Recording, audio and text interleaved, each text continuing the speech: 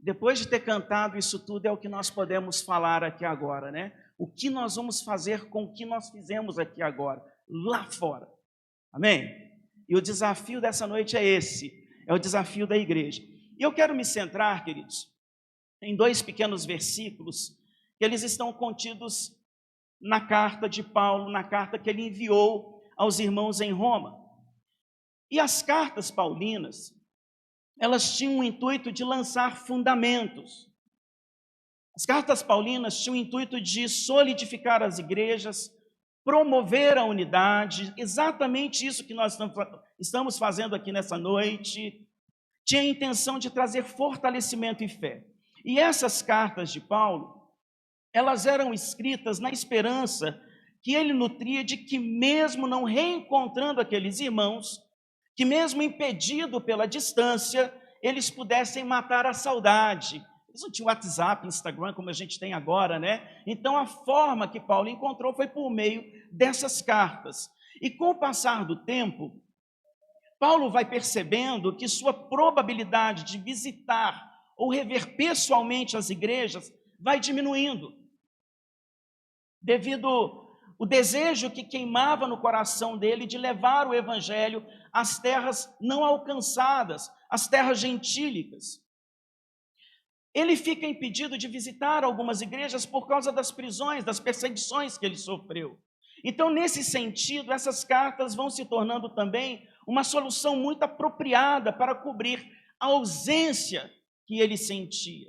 A ausência que estava nele impedida pelas circunstâncias, pelas situações da vida. Às vezes nós somos impedidos de fazermos algumas coisas por causa das circunstâncias. Não é pelo fato de não querermos fazer, mas porque somos impedidos pelo tempo, pela idade, pelas circunstâncias e assim por diante. E às vezes porque Deus não nos permite avançarmos um pouco mais. E tem uma fala de Paulo, que é uma das mais desafiadoras, e ela acende em meu coração assim, o desejo de que, independente do lugar que estejamos, da cidade, ou até mesmo do país que Deus nos coloque, ela deve queimar, queridos, em nossos corações, todas as vezes que a lemos. E é Romanos capítulo 1, dos versos de 16 a 17.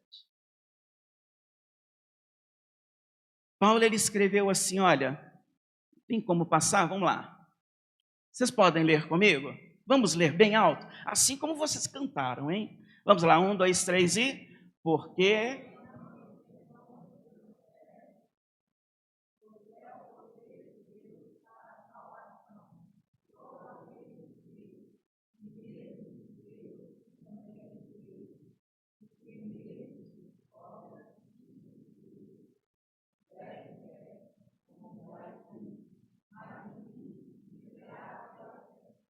Esses 2 pequenos versículos, eles apresentam um dos maiores resumos do Evangelho já escritos pelo homem.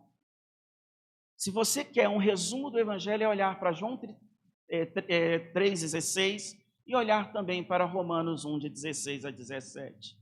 Aqui Paulo, ele faz uma declaração clara do poder e do propósito de Deus na mensagem poderosa do Evangelho.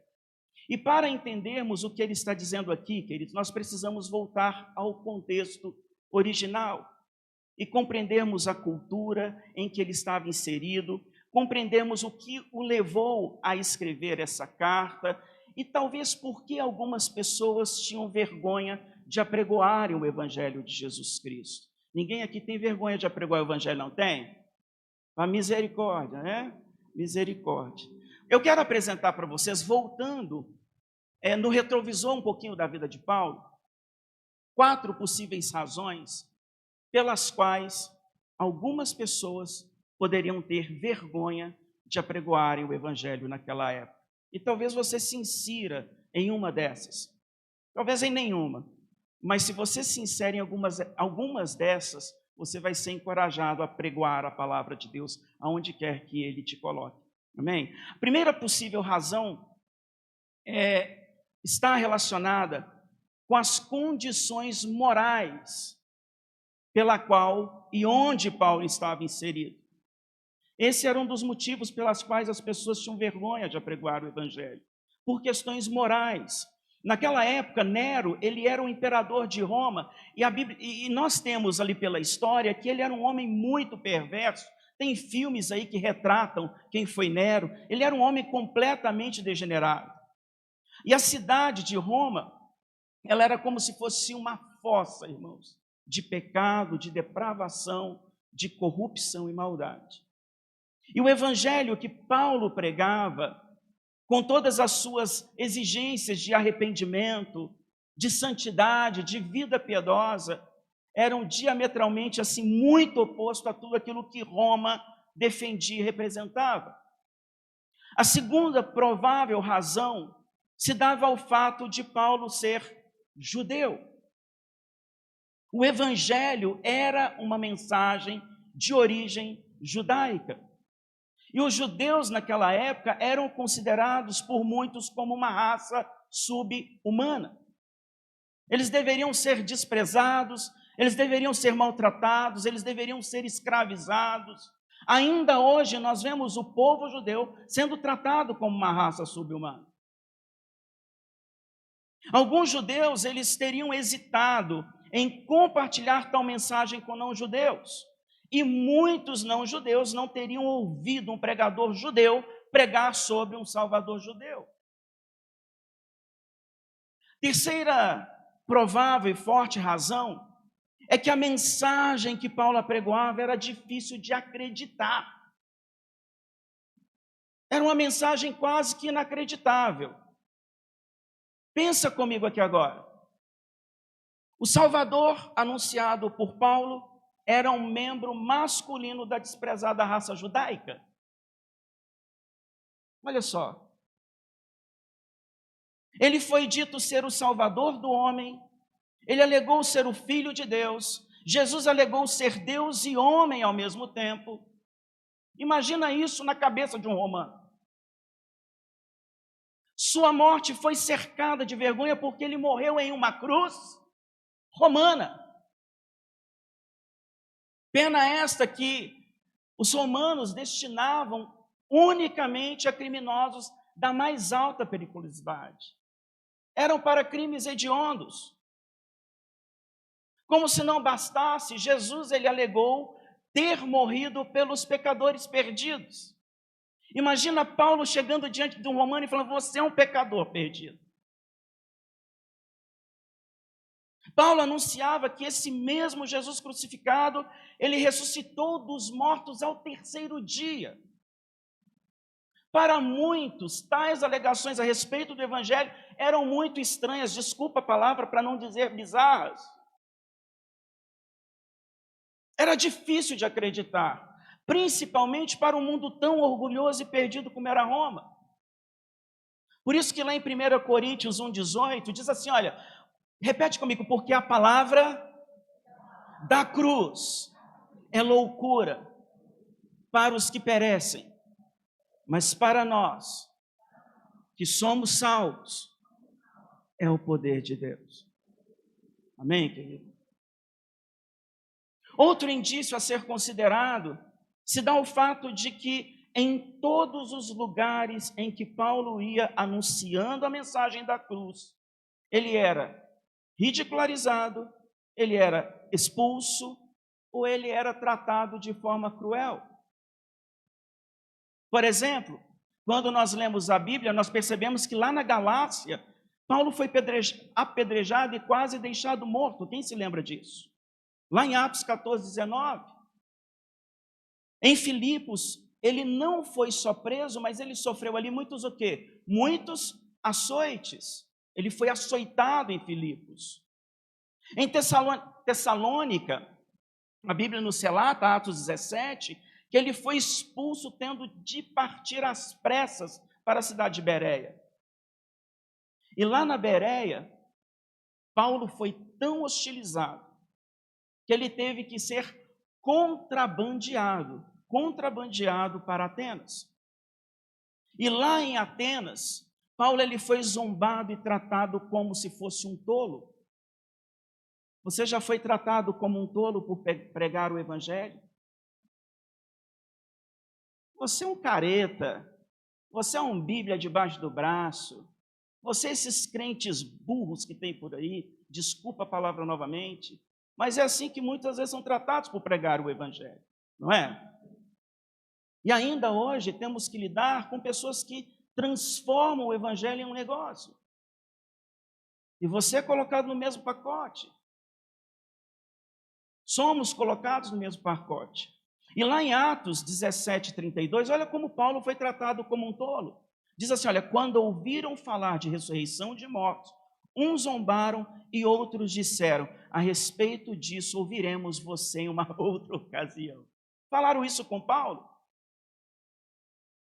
E eu estava pesquisando, não sei se você já viu aquelas tirinhas do Gilbert. Pode passar, tem mais? Pode passar um pouquinho. Vai lá. Eu dei um freeze aí. Vamos lá de novo. Pode ir.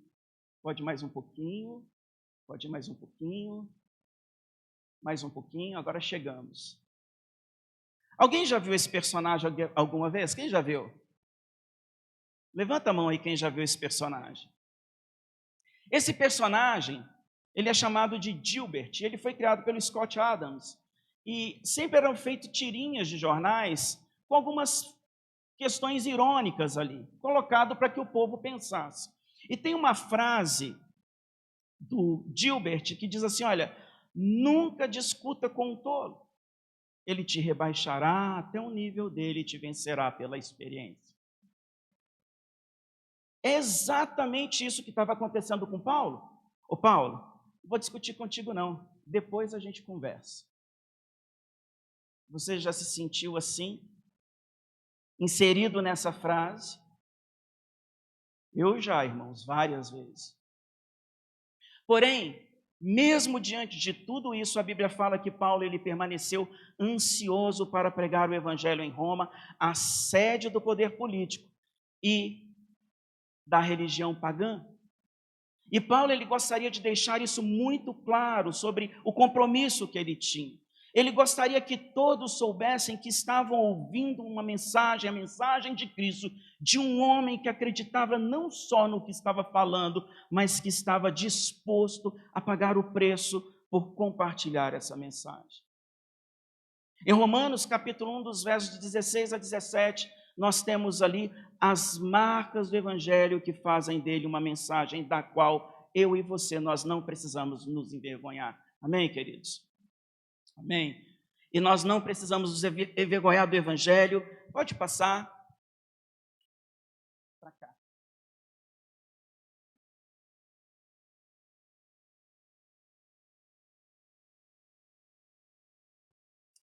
Você pode ler comigo. Por que nós não precisamos nos envergonhar do Evangelho? Lê aí para mim. O Evangelho... Nós cantamos isso essa noite. O Evangelho, ele revela o poder de Deus ao homem. E o que significa isso, queridos? Que no Evangelho nós percebemos a força e o poder de Deus sendo derramado sobre nós. O Evangelho ele nos revela que Deus ele poderia ter exercido o seu poder contra o pecado de qualquer maneira que ele escolhesse e quisesse. Todavia, Deus exerceu o seu poder ao enviar aos homens a sua maravilhosa graça. Em nenhum outro lugar, queridos, o poder de Deus é tão visível quanto no Evangelho de Jesus Cristo. E é por isso que em 1 João 4,19 diz assim, olha, nós o amamos porque ele nos amou primeiro. Deus poderia ter nos enviado para o inferno, mas ele escolheu nos enviar seu amor envolto em seu Filho, o Senhor Jesus Cristo. E aqui eu aproveito para salientar que a mensagem de Paulo é o genuíno Evangelho de Jesus Cristo. Não se engane, porque existem muitos evangelhos diferentes sendo pregados nos nossos dias. É verdade ou não é? Por exemplo, existe o evangelho da religião. Pode passar mais um pouquinho. Pode passar. Aí você vai subindo e eu vou falando contigo, tá? São 4 aí, tá? Se você quiser escrever no seu celular, escreve. O evangelho da religião. O que é o evangelho da religião? É o evangelho que diz assim, olha, você precisa ser bonzinho. Você precisa ter uma aparência de piedade. Você precisa trocar de roupa. Colocar uma roupa mais bonitinha, está tudo bem. A religião, ela investe tempo e forças tentando mudar o homem por fora, gourmetizando a espiritualidade, massageando o ego e manipulando a fé das pessoas. A questão é que se o interior não for transformado pelo poder de Deus, queridos, ao invés de conversão genuína, nós teremos sabe aquele entendimento intelectual? Você entende Jesus de forma intelectual e o interior continuará sendo o mesmo. Existe o evangelho do materialismo, que o valor de uma pessoa é determinado pelo que ela tem. O ganho é o objetivo da vida. Se você não é uma pessoa próspera materialmente, você está vivendo em pecado, você está debaixo de maldição. Quem já ouviu isso aí por várias vezes na vida? Eu acho que Paulo seria considerado um homem amaldiçoado à luz desse evangelho. Você é medido por aquilo que você tem. E você é conduzido a buscar as coisas que são terrenas. Um outro evangelho muito forte nesses dias é o evangelho do liberalismo. Deus nos aceita como nós somos e Ele vai nos levar para o céu se o céu verdadeiramente existir. Eu creio que a Bíblia é arcaica demais para os nossos dias e você vai querendo mudar a Bíblia. Tira esse versículo daqui, coloca outro. Esse versículo agride tal pessoa. Ninguém mais quer ser confrontado com o evangelho. No evangelho do liberalismo, a suficiência de Deus e o poder de sua palavra vão sendo usurpados pelo egocentrismo humano. Os nossos desejos, as nossas afeições, os nossos apetites estão acima do que a palavra nomeia como pecado. Existe, por último, o que eu coloquei aqui, porque talvez tenha até mais. Depois alguém me cita mais alguns aí, porque eu posso completar a minha mensagem aqui. Mas tem um evangelho da sociedade. Você conhece esse? O evangelho da sociedade é aquele que fala assim, olha, faça o que você quiser. A vida é curta. É o meu corpo, as minhas regras. Siga seu coração. A sociedade, irmãos, ela é cega demais para compreender que não existe nada mais enganoso que um coração obstinado. E eu quero perguntar para você, você não é do tipo do crente que fica assim, não, eu vou seguir meu coração. Tem alguém aqui que fica seguindo o coração? Eu vou falar para você, pula fora, seu coração é pior que Satanás. O coração da gente é completamente enganoso. Quantas vezes o meu coração tenta me lançar por terra? O coração da gente é obstinado. Por isso que Jeremias, lá em 17, 9 a 10, diz assim, olha, enganoso é o coração mais do que todas as coisas, e perverso, quem vai conhecer esse tal coração? E o evangelho genuíno de Jesus Cristo, por outro lado, ele se contrapõe a todas essas coisas. E a mensagem de Paulo, ela diz para nós, você é um pecador, e se você morrer em seus pecados, você irá para o inferno. E esta é a má notícia do evangelho.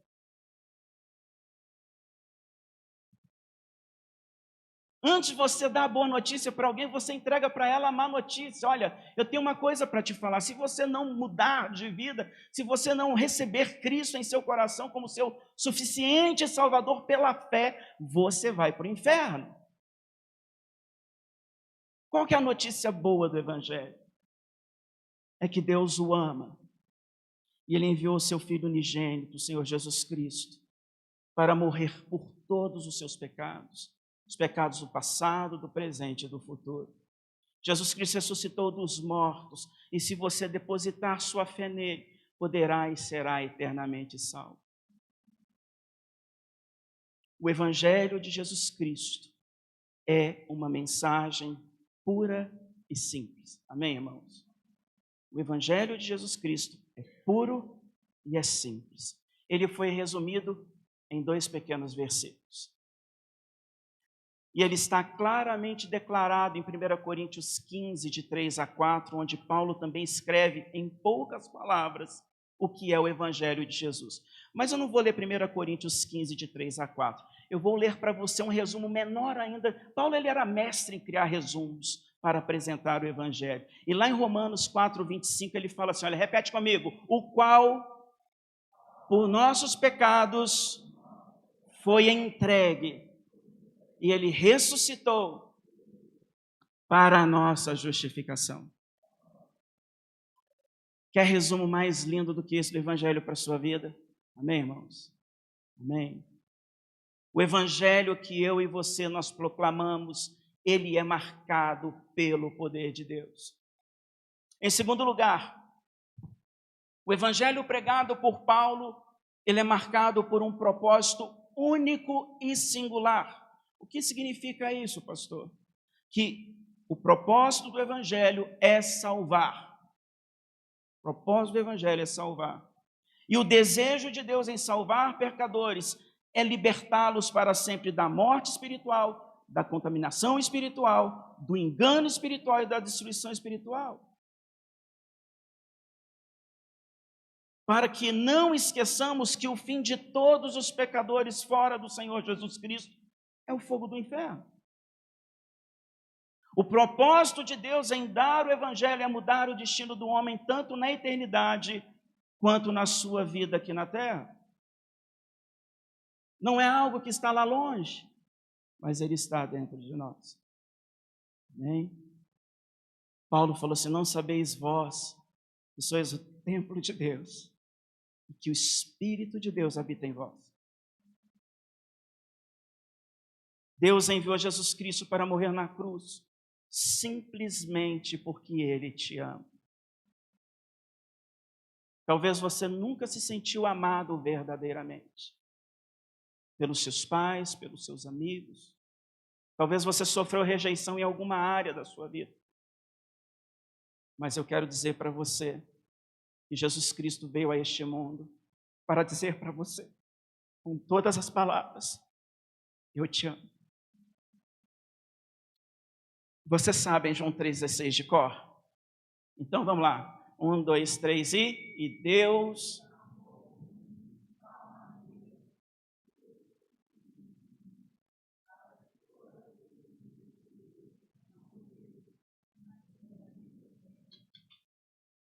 Trabalho em conjunto, viu? Vocês falam e eu bebo água. Irmãos, quando nós lemos João 3,16, nós vemos ali que o amor, Deus enviou, porque Deus amou o mundo de tal maneira que deu o seu Filho unigênito. Então, o amor de Deus é a causa.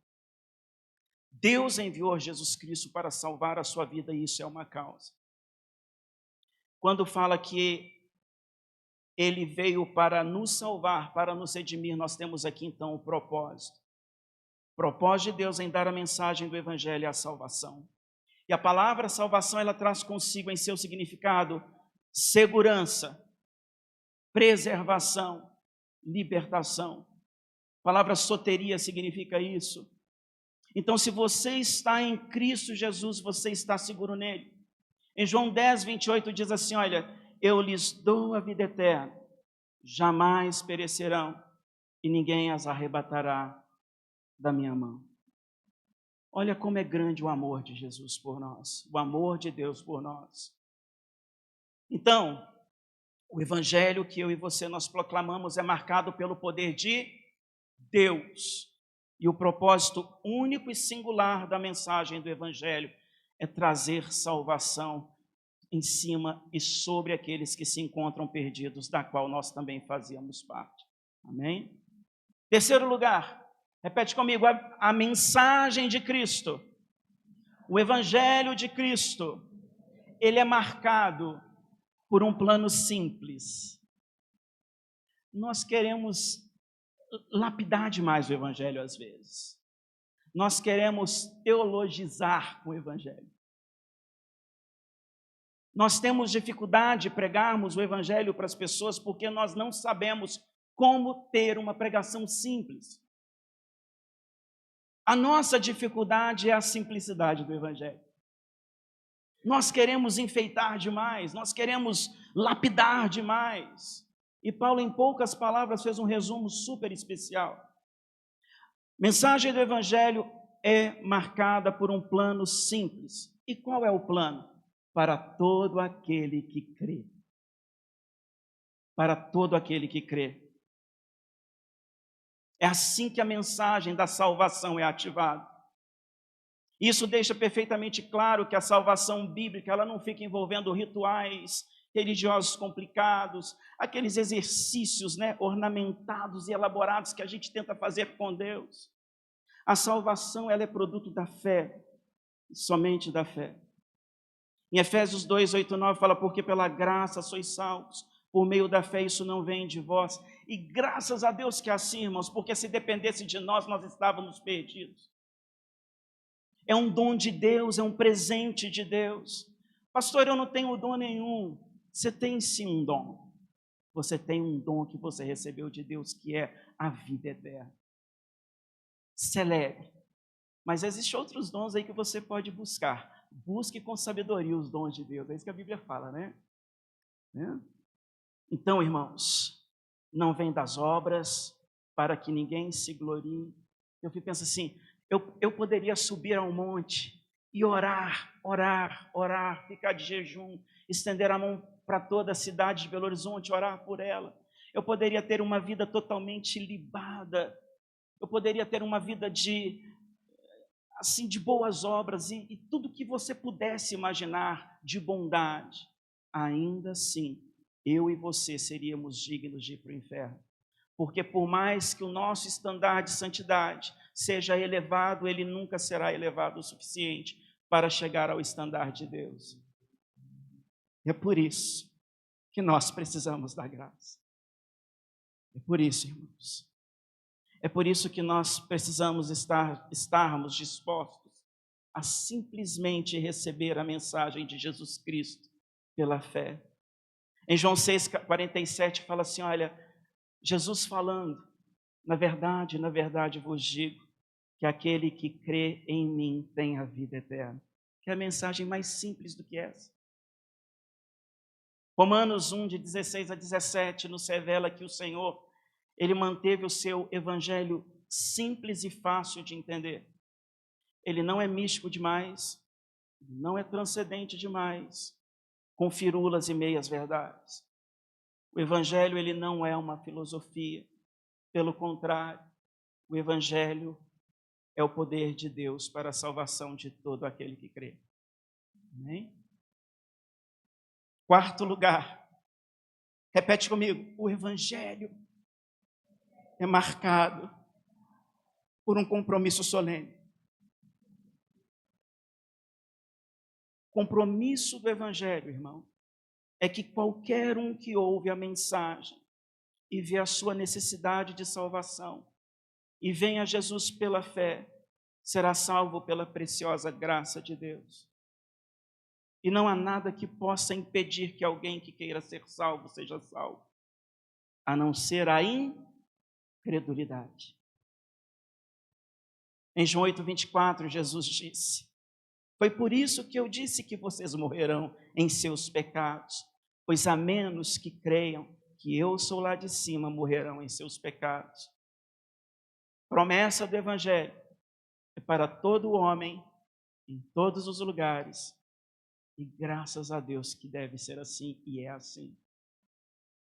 Quando o texto diz, primeiro judeu e também do grego, Deus ele não deu o evangelho, irmãos, primeiro ao judeu em referência a uma prioridade.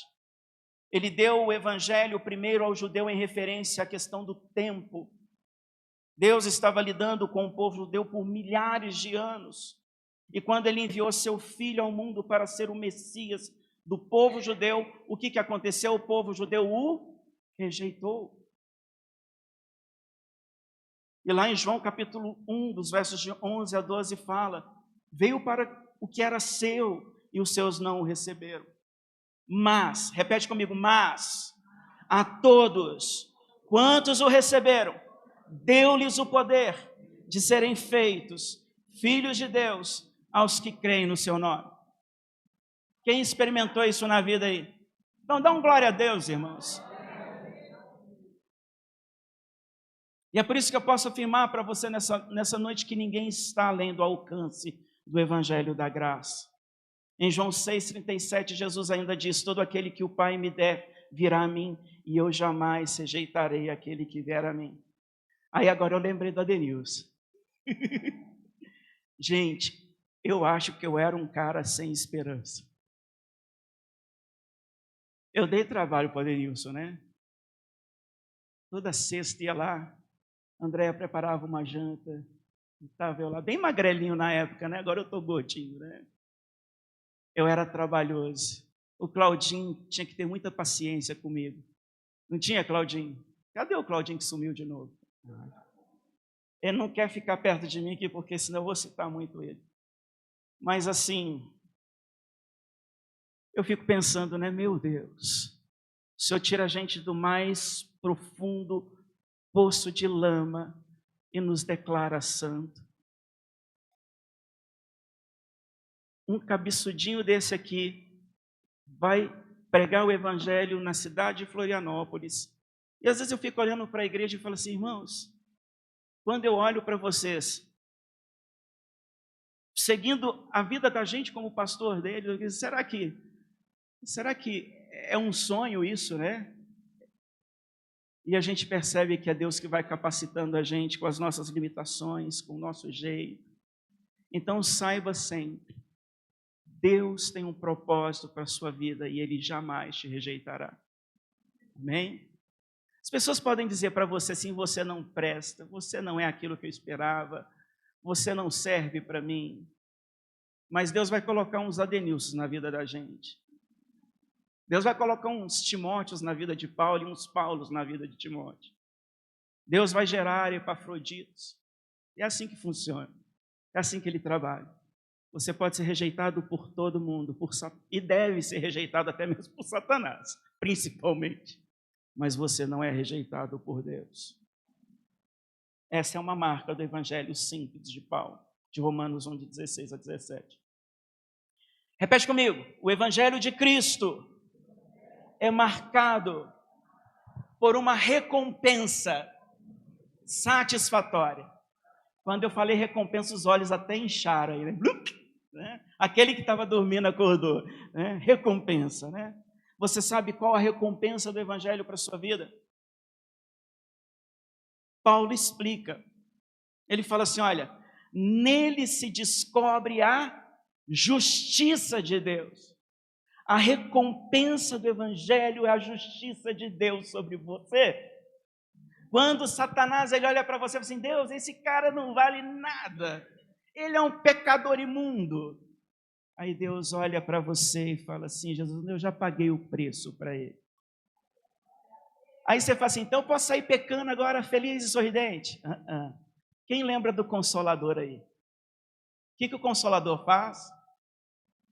Nos convence do pecado, da justiça e do juízo. Na época da Denilson, o Espírito Santo vivia puxando a minha orelha. Às vezes usava a Denilson, às vezes usava o Claudinho, né? Mas o Espírito Santo é aquele que puxa a nossa orelha. Sabe por quê? Porque ele te selou. E você é responsabilidade exclusiva do Senhor. Não que você não tenha responsabilidades, viu, irmão? Você tem responsabilidade diante de Deus. Não vos embriagueis com o vinho onde há contenda, mas... Então você sabe a sua missão, né? É buscar santidade. Amém? Irmãos, isso é muito interessante quando se fala de justiça. A justiça de Deus. Porque quando a fé é colocada na mensagem do Evangelho e Jesus é crido no coração, Deus pega aquele pecador miserável e ele declara justo. Aquilo que o homem não pode fazer pelo esforço, Deus vai lá e faz pelo seu poder. Amém? Em Romanos 8,33 fala assim, olha, fala bem baixinho agora. Quem tentará acusação contra nós, os eleitos de Deus. É Deus quem o justifica. Você entende o tamanho do Deus que você serve?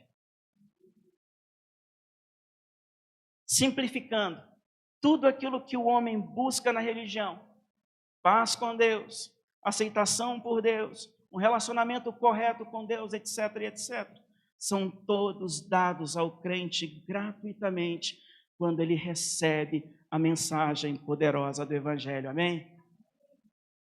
Veja essa juventude linda aí, né? Coisa boa, né? É dado por Deus. Agora, partindo para o finalmente, né? Tudo tem um finalzinho, né? 8:13, né? O que significa a frase de fé em fé? É isso que a gente vai aprender agora.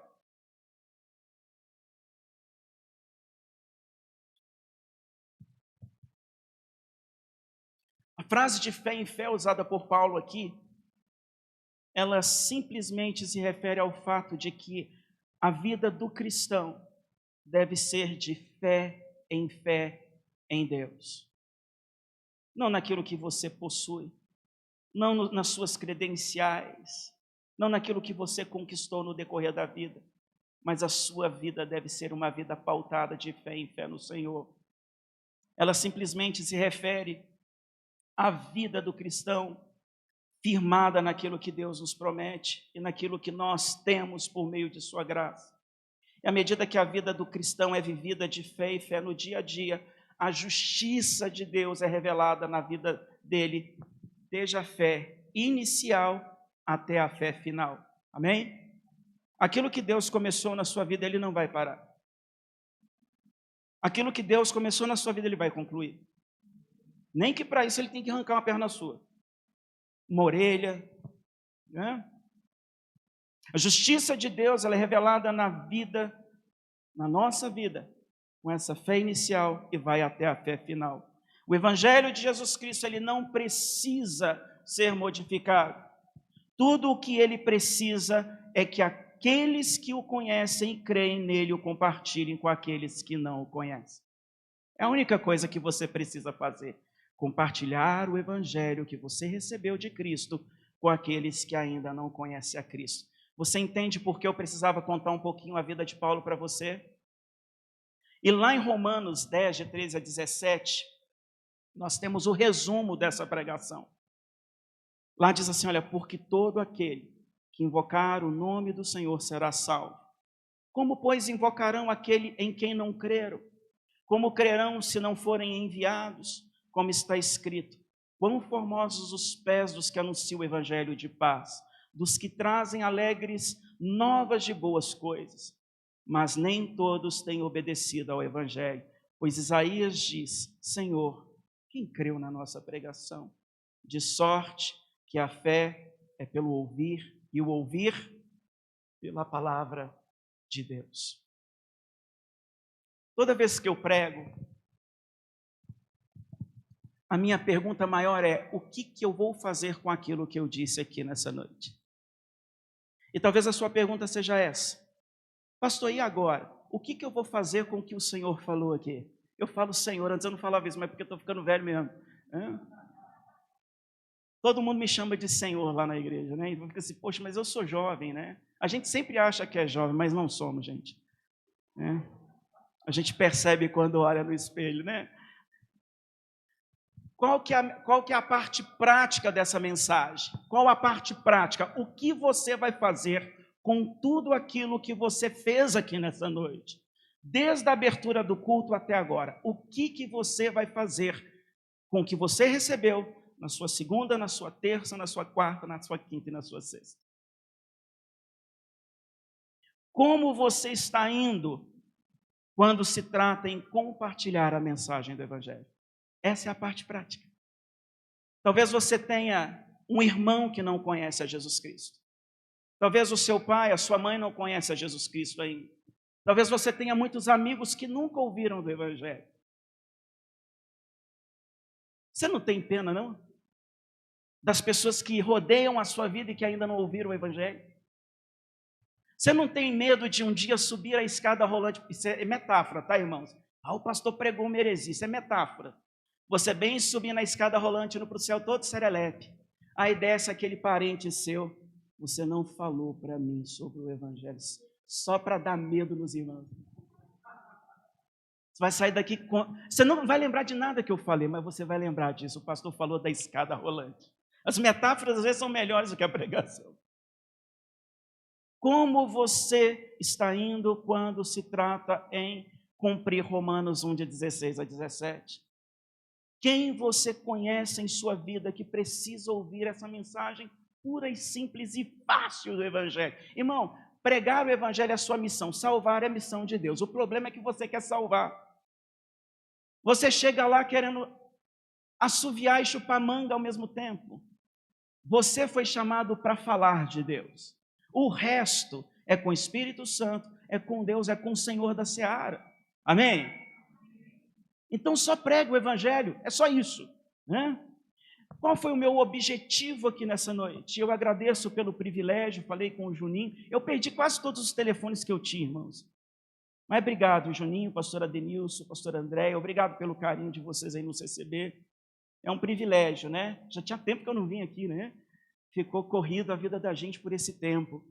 Mas o meu objetivo aqui hoje, pastor Adenilson, o intento do meu coração aqui, Juninho, quem mais é pastor da igreja? Tem mais um amado. Você, né? Ah lá, tá vendo? Na hora quando eu conheci ele, ele tinha um tupete.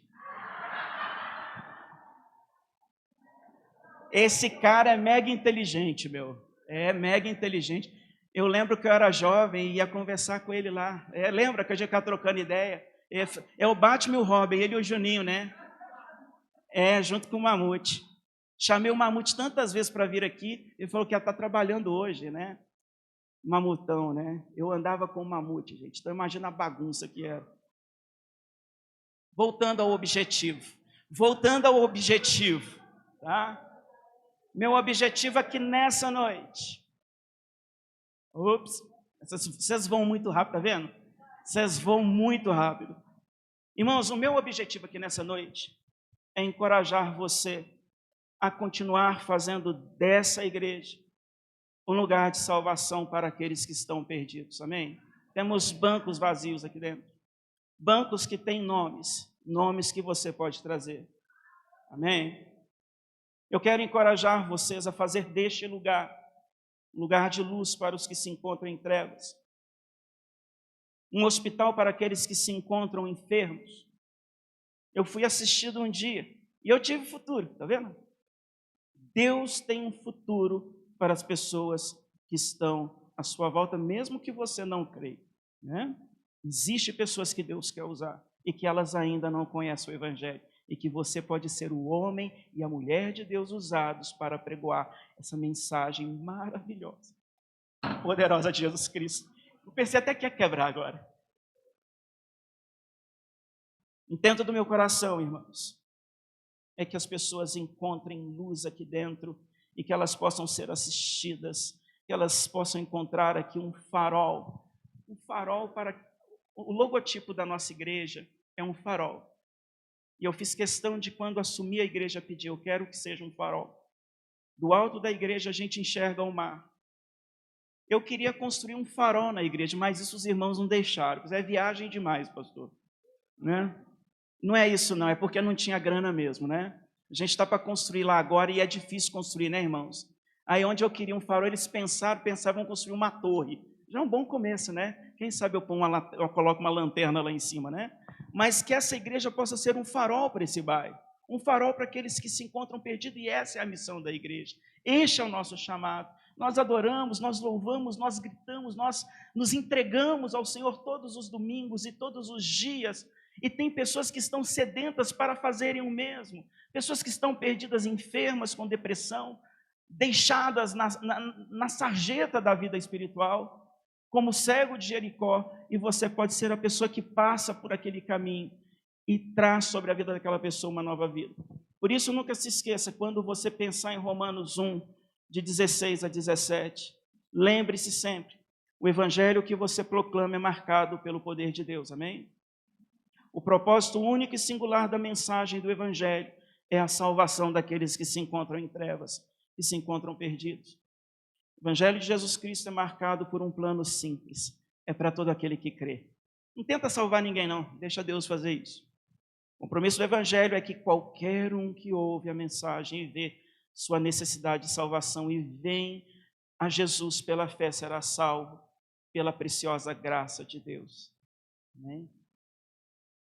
E a justiça de Deus é revelada na vida do cristão genuíno, desde a fé inicial até a fé final. E eu não vejo a hora de um dia encontrar com o Senhor. Nós estamos mais próximos do fim hoje do que estávamos ontem. Então vamos olhar para Jesus e apregoar o Evangelho e cumprir o ID. Amém? Vamos orar? Senhor, eu quero te agradecer por esse grande privilégio de poder apregoar a Tua palavra, de poder compartilhar do Teu Evangelho.